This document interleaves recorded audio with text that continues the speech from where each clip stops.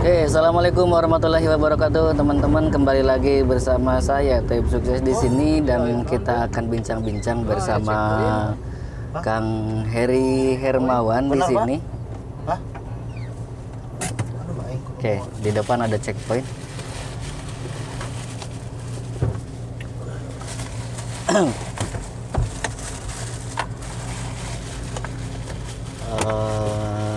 Antri.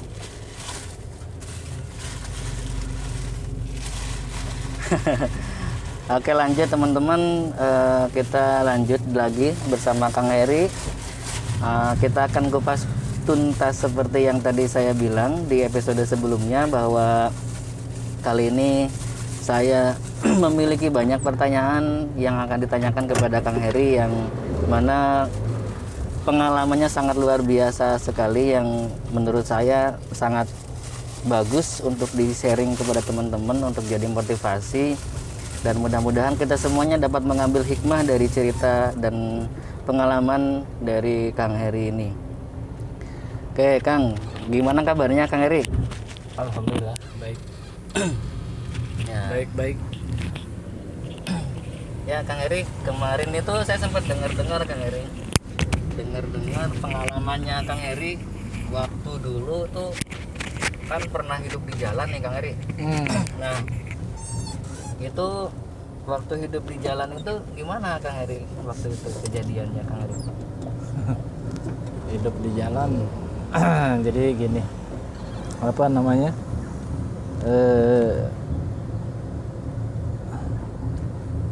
Saya itu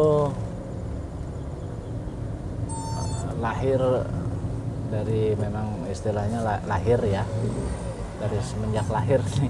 Iya. Lahirnya itu saya memang di kalangan orang-orang yang agamis lah ya. Karena memang dulu tuh kakek saya atau keluarga saya Kiai ya? itu ya banyak yang jadi kiai atau ulama lah gitu ya. Iya. Cuman pas saya lahir memang di lingkungan itu, tapi setelah saya dewasa, setelah saya besar, saya memang nggak pesantren kayak yang lain, nggak. Ya akhirnya ujung-ujungnya saya hidup itu nggak mengikuti jalurnya keluarga. Iya. Tapi saya misah sendiri. Kalau kata orang kampung, di antara telur yang 9, yang 8-nya jadi ayam, saya yang cincalangnya gitu. Kalau kata orang Sunda, cinccalang. Kacing-calang. Cinccalang itu telur yang busuk ya? Iya. Telur yang sudah jadi busuk, udah nggak jadi sayap gitu. Gitu. Iya. Di antara. Waktu itu udah menikah apa belum, Kang? Belum. Bujangan masih ya? Masih bujangan. Ya masih inilah gitu kan. Iya. Akhirnya saya udah misah dari keluarga dan hidup saya di jalan. Iya. Nah, sebelum ke sana, kenapa sampai punya keputusan bahwa Kang Heri lebih nyaman di jalan waktu itu? Gini, jadi ada banyak faktor sih memang di situ. Iya. Jadi yang faktor pertama, saya ada masalah ya keluarga. Iya. Faktor yang kedua, memang saya dari kecil itu nggak tahu dunia luar. Iya. Jadi saya pingin tahu sebetulnya. Di lingkungannya cuman di pondok, pengajian sama begini. Waduh, kayaknya bosen. Iya. Nyari pengalaman ya? Hah? Nyari pengalaman. Nyari pengalaman gitu kan, nyari pengalaman. Iya. Sebab waktu saya kecil itu sama almarhum bapak saya dididik ke agama itu keras. Iya. Kalau masalah keduniaan, bapak saya bebas-bebas aja. Iya. Tapi udah menyangkut ke masalah akhirat seperti sholat, ngaji, dan lain-lain keras. Iya. Kalau sampai ketahuan saya nggak sholat waktu kecil itu, saya dipukul. Bapak saya tuh keras kalau masalah ke agama. Iya. Cuman ya dengan keras itu ya alhamdulillah. Jadi setelah umur sekitar 12 sampai 15 tahun, Iya. saya bosen tuh dengan kehidupan yang rutinitas yang monoton kalau menurut saya. Iya. Akhirnya saya keluar. Saya mencari uang dengan keterbatasan dari keluarga yang kurang ya, yang sederhana lah gitu, nggak wah kayak orang. Gimana caranya saya supaya bisa jajan? Iya. Saya sekolah, tapi sekolah saya sambil mencari uang. Kalau sekolah siang, pagi saya jualan. Kalau Jualan apa tuh, Kang? jualannya ngisi korek gas seperti ini nih. Oh, isi ulang. Isi ulang, refillnya agak seperti ini, yaitu refillnya satu ini 2.000 buat jajan. Waktu masih sekolah itu. Waktu masih sekolah. SMP. Jadi kalau pas kan ada giliran waktu itu, kadang-kadang sekolah siang, kadang-kadang sekolah pagi. Iya. Kalau pas sekolah pagi, pulang sekolah saya jualan ini, Korek gitu ya. korek. Itu selalu seperti itu. Nah setelah kesini, karena saking seringnya saya jualan dan dapat duit, Iya. ya akhirnya nyaman Iya. dengan ada uang begitu. Dan saya banyaklah bergaul di daerah yang namanya terminal tuh kan, Iya. bergaul dengan bermacam orang, dengan ini. Ya akhirnya saya terjunlah di situ, kecimpung di situ dari mulai umur sekitar yaitu 13 dan sampai mungkin sampai tahun sekitar 98-99. Itu batas akhirnya. Di daerah mana tuh, Kang? Saya dulu waktu kecil tinggal di daerah wilayah Bogor, tepatnya di daerah Citerep. Terus saya ke Bogor di daerah Barandang Siang. Iya. Terminal ya? Di daerah terminal Barandang Siang. Iya. Dan juga tempat saya pernah di di Grogol. Karena saya banyak teman, banyak teman saudara saya ada di daerah Kartini, di Pesing, di Jakarta Barat. Banyak di situ, saya pernah. Jadi semacam itulah. Jadi kalau nggak salah waktu itu Kang Heri jadi kepala preman malah ya? Bukan kepala preman, jadi gini. Saya di daerah Cilengsi, itu kan di daerah situ ada orang tua saya, ibu saya asli situ. Iya. Saya tiap hari, tiap malam cuma nongkrong di situ. Dan di situ banyak namanya pengamen. Gitu. Banyak tuh pengamen tuh dari orang mana-mana, dari mulai orang Jawa, orang Medan, orang itu. Iya. Terus pengamen-pengamen itu akhirnya dipandangnya sebelah mata sama masyarakat karena apa? Karena ya sering mabuk, Iya. minta-mintain uang di bis gitu kan, Itu dengan yang- cara maksa. Itu yang gitu. ada di gambaran masyarakat ya. Iya, gambaran masyarakat. Memang kenyataannya banyak juga yang seperti itu. Iya. Begitu kan. Nah dasar hati saya begini, kenapa? Kok nyari duit ya nyari duit. Iya. Tapi nggak usah pakai seperti itu, ngancam penumpang gitu kan. Iya. Ya akhirnya saya punya inisiatif sama teman saya. Teman saya itu Burhan namanya, orang LBH dia. Iya. Dikelola lah gitu. Jadi si anak-anak pengamen kita kelola.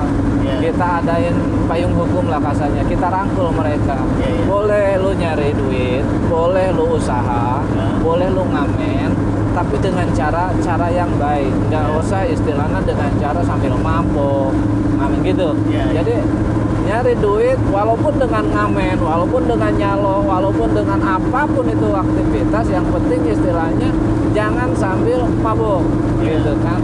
Hasilnya pun silakan buat anak, istri, keluarga silakan. Itu kan seperti itu maksud pemikiran saya waktu itu. Lalu waktu itu Kang Heri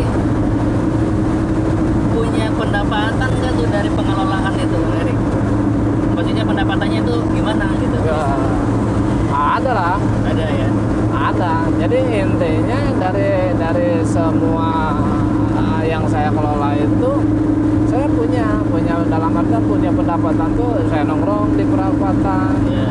Kadang-kadang ya namanya dulu kan ada semacam timer mobil gitu kan. Iya. Kalau dari timer dia 3.000 atau berapa bayar gitu. Itu ada jatah saya seperti itu. Dan anak-anak yang ngamen-ngamen dulu itu juga kalau misalkan ketemu dia suka ngasih rokok bang, apa bang, itu ada aja. Nah, gitu. Jadi dikelola itu dari mulai Rawa Panjang, Bekasi ke mana, ke Kampung Rambutan, itu semuanya yang masuk ke wilayah perapatan jelas. Jadi itu harus saya tahu saya gitu di situ. Berarti Kang Heri itu kalau kemana-mana dulu naik angkot, naik apa tuh nggak membayar ya? Nggak pernah. Wah, enak banget. Nggak pernah bayar. Ya walaupun ikhlas apa enggak, supirnya nggak tahu deh. Yang penting saya nggak pernah bayar. Iya. Lalu gimana ceritanya sampai kok Kang Heri ini hijrah gitu loh, sekarang jadi ustadz? Gini, mau jadi ustadz. Jadi gini, nah itu dia. Saya bilang gitu. Inilah yang manfaatnya ajaran bapak saya waktu saya kecil. Kerasnya bapak saya mendidik saya dalam hal agama. Iya. Waktu kecil saya keras sekali dididiknya, sampai nggak sholat, nggak ngaji, saya sampai dipukul.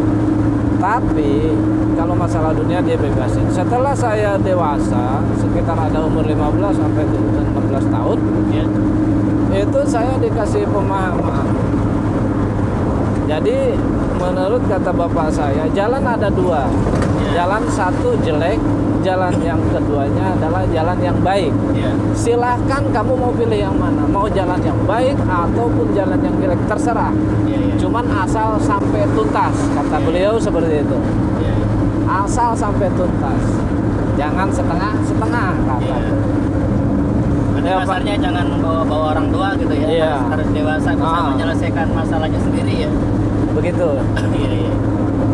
Nah setelah itu ya saya akhirnya karena memang condong saya lagi mencari jati diri. Yang kedua, yang pertama, yang kedua memang ada kekecewaan terhadap keluarga. Yang ketiga ya mungkin saya ada keingintahuan bagaimana nih hidup di luar gitu kan. Nah itu akhirnya saya pilih, walaupun saya tahu pada dasarnya semua manusia itu tahu mana yang baik mana yang buruk, pasti tahu. Saya waktu itu tahu ini saya jalan jelek, cuman saya pingin nyoba nih jalan yang begini kayak gimana gitu. Cuman sejelek-jeleknya saya, istilahnya badungnya saya itu bukan badung merugikan orang. Gitu, badungnya adalah badung buat pribadi. Gitu. Badungnya saya kayak seperti ada yang di mana, di Lambatan, di terminal atau di mana yang suka malak-malakin orang itu gitu. Saya nggak kurang setuju yang seperti itu. Kalau memang mau usaha, kalau memang sesuai prosedur gitu. Nggak merugikan orang. Nggak merugikan orang. Kayak yang tadi saya bilang, kayak pengamen. Silakan ngamen dengan baik-baik, tapi dengan tidak memaksa, tidak mabuk gitu kan. Dia skill, silakan tunjukin skill situ dia gitu. Jadi waktu itu saya seperti itu. Dan saya di sana alhamdulillah banyak bergabung dengan orang-orang Ambon, orang macam-macam lah. Semua daerah ada. Saya juga punya namanya waktu itu ada nama pengamen namanya Rere, orang Surabaya. Itu saya angkat dan ternyata hidup di jalan tuh enak gitu. Sebetulnya waktu itu gitu ya, bebas, kita nggak ada istilahnya larangan, lu harus begini, nggak ada intimidasi lah dari siapapun. Hidup gua begini, gimana gua Itu cara berpikir. Jadi kita ada kebebasan untuk berkreasi pikiran kita. Oh gimana nih?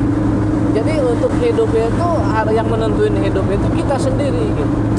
Itu ngerasa saya di situ ngerasa bebas. Iya.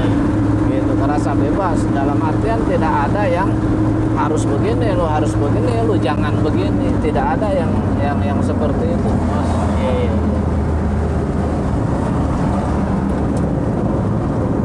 Tidak ada yang seperti itu. Akhirnya saya ngerasa bebas. Saya gaul saya dengan anak-anak jalan lah, Pak. Iya.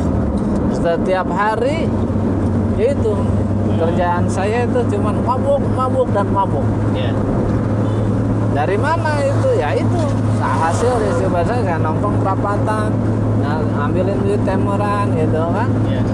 Tapi kalau memang istilahnya itu setelah saya selesai kerja, kita nongkrong, minum gitu kan. Iya. Tapi kalau dalam hal waktu kerja saya tidak. Iya, iya. Itu waktu yang saya jalanin seperti itu. Ya. Setelah kesini sampai ke ya narkoba segala macam itu udah bukannya hal yang kecil gitu pada waktu itu ya. Iya. Mungkin sekarang mah udah banyak gitu. Dulu itu sangat jarang, cuman saya udah terjun udah lebih dulu. Iya. Udah pokoknya udah luar biasa. Bandungnya saya itu udah luar biasa. Iya. Seperti itu. Akhirnya saya dinasehatin sama ibu ya. Iya. Besok ibu saya waktu itu ada, udahlah, udah stop, kamu harus baik begini. Saya dengerin, Iya. cuman saya nggak jalanin. Iya. Kakak saya pernah sampai kakak saya itu bawa saya ke yang namanya ustadz Iya. untuk supaya bisa sadar, supaya saya bisa baik seperti waktu kecil dulu. Iya. Iya. Ternyata mental. Ustadz tuh mental, nggak ada yang bisa sama saya. Karena apa? Ya maaf, setiap ustadz yang ngasih pemahaman sama saya, dalilnya A, B, C, D, mental semua sama saya. Iya. Saya udah tahu dalilnya semua. Berarti intinya walaupun dulu itu dikatakan ya reman lah ya, tapi ilmu agamanya dalam gitu ya. Dalam sih kurang tahu ya, saya juga nggak tahu. Cuman ya saya juga nggak pesantren, cuman memang lahir di kalangan pesantren. Ya minimal itulah. Sudah ada basic lah ya. Gitu ya. Minimal waktu kecil itu udah terngiang-ngiang dalam artian di otak saya itu. Iya, iya. Jadi saya paham. Ya mungkin itulah salah satu faktor yang salah. Memahami ilmu tapi tidak menjalankan. Iya, iya. Kenapa seperti itu? Ya karena saya mau menuruti keinginan di dalam otak saya. Iya. Gitu, saya ingin tahu nih gitu kan. Akhirnya ya seperti itu. Ustadz ngomong ujung-ujungnya wah maharnya sekian. Nah itu udah nggak masuk tuh sama saya kalau ustadz kayak begitu. Jualan apa itu? Nah itu. Oh, kamu pengen begini pakai wapak ini. Nah, kalau mau sadar Pak harus puasa. Saya jalanin puasa 1 minggu.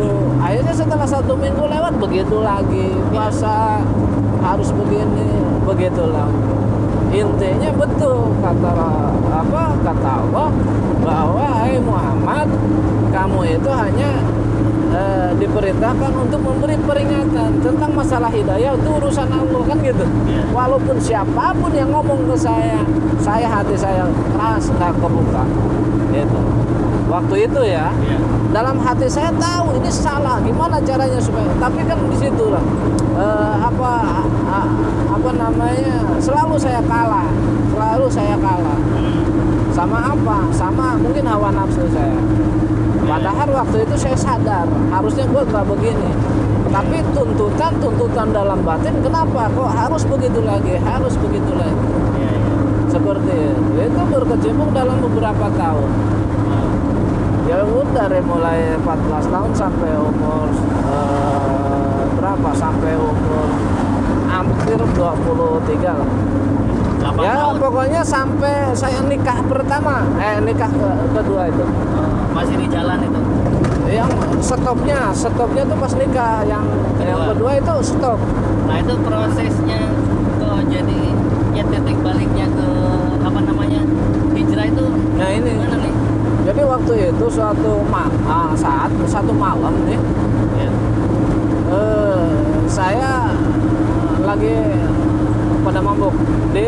tol barat Bekasi. Parah, Hah? parah nggak? Tol barat Bekasi itu lagi pada pakai kan gitu. Ah, Teman-teman saya lagi pada minum, saya pulang duluan ceritanya. Pulang duluan ke kontrakan, waktu itu ada kontrakan temen, saya pulang duluan ke kontrakan teman, habis ngisep gele itu. ya. Setelah pulang ke kontrakan, saya mau tidur, saya lihat kucing. Oh, Kucing kan kalau tengkurap begitu kan kalau ngulet hah? itu suka buka mulutnya tuh. Ah, Saya takut, waduh. Padahal kucing, saya lihat itu harimau mau makan saya. posisinya lagi mabuk gitu ya? Posisinya lagi mabuk, cuman mabuknya memang mabuk daun. Oh iya. Iya. Takut saya, takut dimakan sama harimau itu. Iya iya. Karena kenapa? Takut dimakan. Saya bukan takut matinya pada waktu itu. Ya. Takutnya setelah saya mati belum bisa minta maaf kepada ibu saya. Oh. Karena pada dasarnya saya tahu saya punya banyak salah gitu Iya iya. sama ibu saya. Karena apa? Sering dinasehati, saya nggak pernah dengar gitu kan. Saya ngerasa itu bahwa saya itu nggak takut mati. Ah, Mau mati besok, lusa atau sekarang pun saya waktu itu udah nggak peduli iya. kalau masalah mati. Iya. Cuman pada waktu itu, waktu pas malam itu tuh pas saya ngeliat kucing kayak harimau, saya takut mati. Cuman takutnya itu karena saya belum minta maaf sama ibu saya. Iya. Iya. Kalau seandainya saya udah minta maaf sama ibu saya, mah saya nggak masalah mati. Kan Iya, gitu. iya. Yang akhirnya pada waktu itu saya langsung nggak jadi tidur. Oh. Dari daerah Rawapanjang Bekasi saya naik angkot pulang ke rumah. Rumah saya di Cilengsi. Iya. Malam-malam sekitar jam 2. Niatnya apa? Niatnya mau ke rumah, mau nyamperin ibu saya, mau minta maaf. Iya. Itu niat saya waktu itu. Padahal lagi mabuk. Oh. Lagi mabuk jelek gitu. Iya.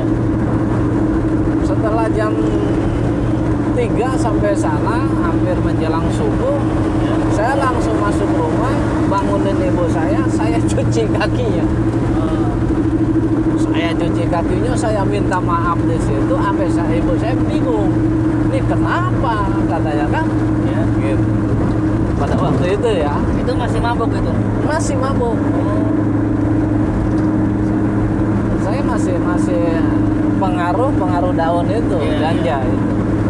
Saya minta maaf, saya nangis di situ. Saya minta maaf, kata saya. Saya banyak salah, banyak dosa, begini. Oh. Ibu saya cuma satu bilang, megang kepala saya, ya dari dulu juga Umi udah maafin. Kan saya panggilnya Umi ya. Iya. Dari dulu juga Umi udah maaf. Nah, saya lega di situ. Setelah dari situ ya saya tidur Oh. di rumah tuh. Tidur setelah saya pagi setelah siangnya bangun, ya udah. Saya di situ batin saya kecampur. Oh. Kenapa gua semalam seperti itu? Wah, berpikir, setelah berpikir ya udah deh. Kalau begitu kayaknya gua harus taubat nih dari sekarang. Iya. Gitu kan? Tobat. Setelah tobat, saya bingung. Nggak ada teman kan untuk tobat itu. Iya. Teman saya kan yang begitu semua. Iya iya. Akhirnya saya mencari-cari lah. Mencari-cari gimana nih. Ada ustadz yang katanya di mana di Bogor, saya samperin ke sana. Tapi nggak mempan. Karena dengan cara-cara begitu kan. Tapi ini menarik nih Kang. Menariknya itu biasanya kan orang kalau hijrah itu setelah dipertemukan dengan atau sudah diskusi sama kiai, misalkan gitu, sudah debat sama siapa, tiba-tiba Iya. tercerahkan. Ini malah justru hijrahnya itu gara-gara habis mabok ya. Nah itu. Nah, itu yang ini nih yang anehnya. Itu pengalaman saya. Nggak tahu deh, saya juga seperti itu. Tapi saya juga belum pernah dengar sih kan. Malah saya ya itu tadi dinasehatin sama kiai, justru saya nggak mempan, Ya. nggak mempan ustadz tuh nggak mempan. Ya akhirnya setelah saya ke kiai ini nggak ada yang serak gitu. Ya. Ustadz ini sampai ke ahli hikmah segala macam. Pokoknya nggak serak aja. Karena waktu itu pas lagi apa namanya dinasihatinya Kang Heri ini katanya sempat ngedebat juga ya dari sisi agama apa gimana gitu. Waktu itu ada salah satu ustadz, dia bilang kalau kamu mau istilahnya benar-benar tobat, kamu harus ngelakuin puasa Ya. 3 hari, mulai hari ini misalkan Selasa ini, terus malamnya kamu harus langsung sholat, Ya. terus wirid-wirid, saya dikasih lah wirid-wirid seperti Ya, ya. apa yang dia omongin saya udah tahu, gitu kan. Ya, ya. Saya udah paham Ustadz masalah yang begitu, saya udah tahu. Kalaupun saya jalanin itu bukan saya, itu udah makanan saya setiap hari dulu. Ya. Wirid-wirid seperti itu saya udah jalani. Tapi tetap istilahnya saya masih tetap kalah sama hawa nafsu saya. Sholat, saya sholat, jangankan istilahnya kata orang 4 rakaat atau 5 rakaat atau 4 rakaat, 3 rakaat atau 4 rakaat. Ya. Mau 100 rakaat saya jabanin, saya kuat. Ya. Yang namanya wirid saya nggak tidur dari pagi sampai malam sampai pagi lagi, saya kuat. Ya. Saya bilang gitu. Saya bilang gitu. Tapi Ustadz bisa ngejamin nggak bahwa di situ saya akan sadar? Sampai akhirnya dia nggak bisa jawab. Akhirnya dia bilang, oh, wallahu alam, itu tergantung hidayah Allah. Ya. Katanya gitu. Berarti kan sama aja. Menurut saya ini sama aja nih. Istilahnya dia cuma ngasih pemberitahuan seperti itu sama saya, padahal dia sendiri belum mempraktekkan Ya. amalan itu gitu loh. Ya. Dia cuma ngasih begini, padahal dia sendiri belum mempraktekkan. Saya bilang, Ustaz, saya bilang gini, jangan Ustaz memberitahu kepada saya satu amalan apapun yang Ustaz sendiri belum pernah melakukan. Ya. Ya. Saya bilang, karena apa? Kalau dia pernah melakukan pasti dia tahu jawabannya. Ya. Kan gitu. Akhirnya mental dari situ lah. Nah, setelah banyak dalil, banyak itu. Oke. Setelah itu saya ada teman, Ya. namanya si Cemo. Kamu kalau mau, katanya, ada tuh teman gua ikut kumpulan wali. Nah, lu wali apa, kata saya. Nah. Jadi ada namanya Francin. Nama aslinya Francin. Transin. Oh. Biasa dibilang Mama Rosa. Oke, oke.